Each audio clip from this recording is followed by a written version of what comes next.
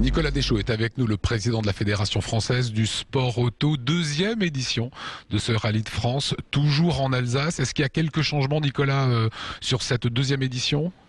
Nous avons des nouvelles spéciales, bien évidemment, mais le parcours dans son ensemble n'a pas changé. On a interverti simplement deux étapes entre le Haut-Rhin et le Bas-Rhin. On aura Mulhouse le samedi, ce qui était à la demande de la collectivité. On a l'intégration, ça c'est une nouveauté, de Colmar, qui sera un parc de ravitaillement. On voit qu'il y a un vrai engouement autour de ce rallye de France et de Sébastien Loeb. Vous avez souhaité faire un rallye plus vert, plus éco-responsable. Concrètement, ça se traduit comment ?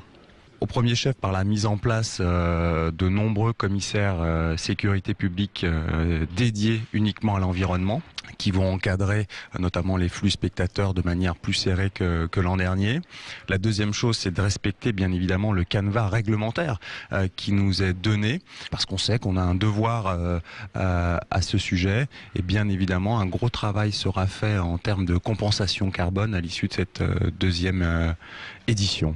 Les spectateurs, des bus, des navettes à leur disposition, c'est avant tout une fête populaire, hein.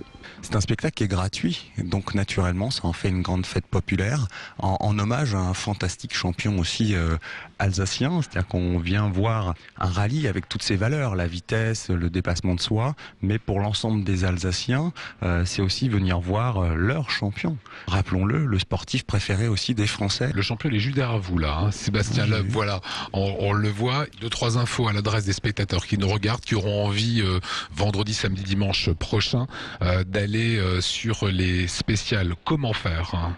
Alors la première des choses, c'est de se rendre sur le site internet du Rallye de France. Vous aurez accès bien évidemment à l'ensemble du dossier. Vous pourrez visualiser l'ensemble des zones spectateurs. Après, on aura une grande campagne d'information à destination avec notamment en tant que partenaire les DNA. Donc vous pourrez dans vos journaux, dans la presse régionale, voir où est situé le parcours, où sont les zones spectateurs, vous procurer le programme, enfin l'ensemble du dispositif. Et toujours le Zénith comme point d'orgue, les spectateurs peuvent y aller, rencontrer ou en tout cas voir les différents stades des compétiteurs.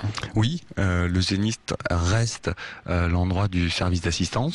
Cette année nous aurons le PC, le parc d'assistance et aussi bien évidemment la zone média avec un village exposant. Voilà, merci Nicolas.